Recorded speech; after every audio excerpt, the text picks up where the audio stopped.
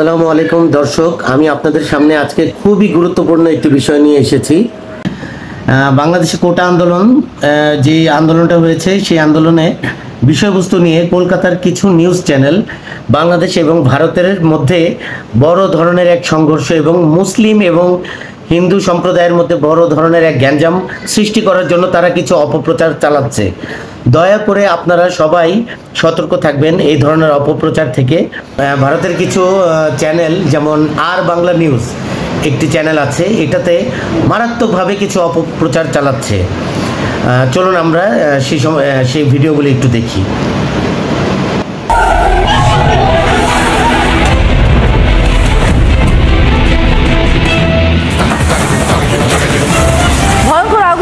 বাংলাদেশ এবং সেই বাংলাদেশের পরিস্থিতির দিকে আমাদের নজর রয়েছে। আমরা আলোচনা করছি যে এবার এপারের মুক্তমনারা যারা ওপারের আগুনে ঘি ঢেলেছিলেন তারা কোথায় গেলেন। আলোচনা চলবে, আমি রাজগোপাল বাবুর কাছেও যাবো, কিন্তু তার আগে তনয়া তোমার কাছে কি খবর রয়েছে? দেখো, এই মুহূর্তে সব থেকে চর্চায় যে বিষয়টি রয়েছে তা হচ্ছে বাংলাদেশের শাসন এবার কার হাতে যাচ্ছে।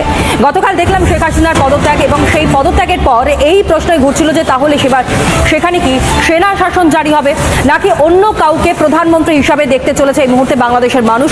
আর সেখানেই যার নাম উঠে আসছে যে প্রধানমন্ত্রী হতে পারেন প্রফেসর সালিমুল্লাহ খান, ভারত বিরোধী বলে পরিচিত এই সালিমুল্লাহ। এমনকি এই যে দেখেন, সালিমুল্লাহ খান হবে না কলিমুল্লাহ খান হবে সেটা বড় কথা না, এখানে কি বলতেছে ভারত বিরোধী সালিমুল্লাহ খান আর জামাত ঘনিষ্ঠ সালিমুল্লাহ খান। দেখেন তাদের অবস্থা। ঘনিষ্ঠ সালিমুল্লাহ সেনারও অত্যন্ত ঘনিষ্ঠ বলেই খবর পাওয়া যাচ্ছে, এবং পরবর্তী প্রধানমন্ত্রী হয়তো তিনি হতে পারেন এমনটাই কিন্তু সম্ভাবনার কথা সামনে উঠে আসছে। আরও একবার জানাই, বাংলাদেশের পরবর্তী প্রধানমন্ত্রীকে সেই নিয়ে যখন রীতিমতন একটা আলোচনা চলছে, ঠিক সেই মুহূর্তে প্রধানমন্ত্রী হতে পারেন প্রফেসর সালিমুল্লাহ খান বলেই খবর সামনে আসছে। ভারত বিরোধী বলে পরিচিত তিনি এবং জামাত ঘনিষ্ঠ এই সালিমুল্লাহ। সেনারাও অর্থাৎ সেনাদেরও অত্যন্ত ঘনিষ্ঠ এই প্রফেসর সালিমুল্লাহ খান বলেই খবর পাওয়া যাচ্ছে, এবং তাকে এই প্রধানমন্ত্রী করার একটা ভাবনা চিন্তা কিন্তু করা হচ্ছে, যেমনটা খবর এই মুহূর্তে উঠে আসছে। আর এই মুহূর্তে আরও একবার আমরা একটু সীমান্তের দিকে নজর রাখবো। সীমান্তের পরিস্থিতি এই মুহূর্তে ঠিক কী রয়েছে? একেবারে সব থেকে কাছে যেই সীমান্ত ত্রিপুরা, এবং সেখান থেকে বাংলাদেশের ছবি, এবং ঠিক তার পাশাপাশি নিরাপত্তা ব্যবস্থা কড়াকড়ি কোনো বন্দোবস্ত করা হয়েছে কিনা সমস্ত কিছু একটু জানবার চেষ্টা করি। কিশালা এই মুহূর্তে আমাদের সঙ্গে সরাসরি রয়েছে। কিশালা,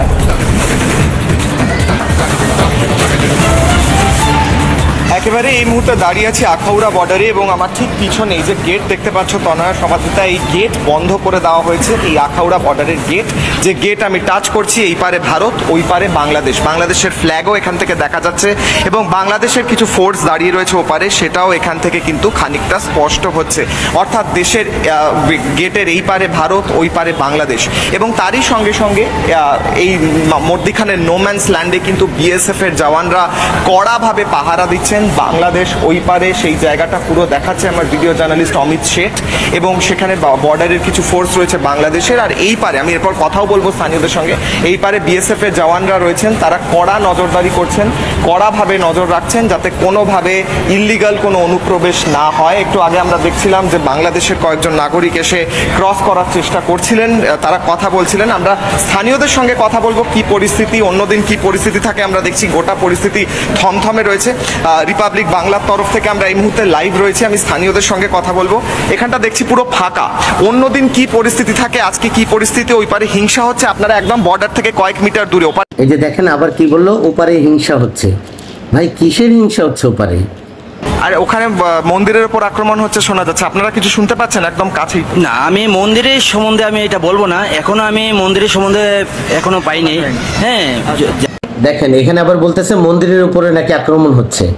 দেখুন, মুসলিম এবং হিন্দু আমরা সবাই ভাই ভাই।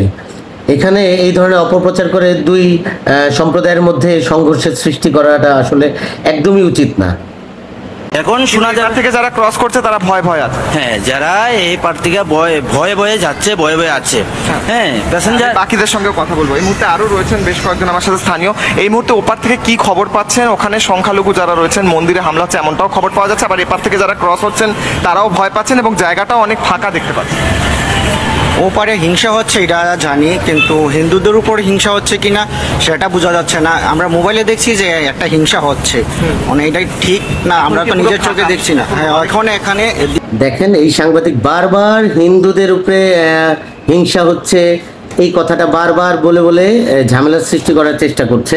সাধারণ মানুষ তারপরে সারা পৃথিবী দেখলো এখানে কোনো হিন্দুদের উপরে বা হিন্দু মুসলিম নিয়ে কোনো ধরনের সংঘর্ষ হচ্ছে না। কিন্তু এই চ্যানেলের সাংবাদিকরা, এই চ্যানেলরা কোত্থেকে পেলো যে হিন্দু এবং মুসলিমদের সংঘর্ষ বা হিন্দুদের উপরে হিংসা হচ্ছে? আমি জানি না ভাই, এগুলো বন্ধ করেন। যাই হোক, ওপার বাংলা আর এই বাংলার আমরা সবাই ভাই ভাই। এই ধরনের চ্যানেলকে আমি অনুরোধ করব, দয়া করে এমন কোনো অপপ্রচার করবেন না যাতে করে ওপার বাংলা আর এই বাংলার মানুষদের মধ্যে একটা সংঘর্ষের সৃষ্টি হয়। বিশেষ করে মুসলিম এবং হিন্দু সম্প্রদায়ের যে বিষয়গুলি আপনারা যেভাবে অপপ্রচার করছেন, দয়া করে এই ধরনের অপপ্রচারগুলি করবেন না। এখানে মুসলিম এবং হিন্দু সম্প্রদায়ের মধ্যে কোনো ধরনের কোনো ঝামেলা হয়নি। এই ধরনের অপপ্রচার দয়া করে বন্ধ করুন। আমরা ভারতকে আমরাও ভালোবাসি, আমাদের পাশের একটা রাষ্ট্র ভারত, ভারতের সবাই আমাদের ভাই, আমরা এটাই মনে করি। প্রিয় দর্শক, এই ভিডিও সম্পর্কে আপনাদের মূল্যবান মতামত অবশ্যই আমাদেরকে কমেন্টস করে জানাবেন। আর প্লিজ আমার এই চ্যানেলটিকে সাবস্ক্রাইব করবেন। সবাই ভালো থাকবেন, সুস্থ থাকবেন।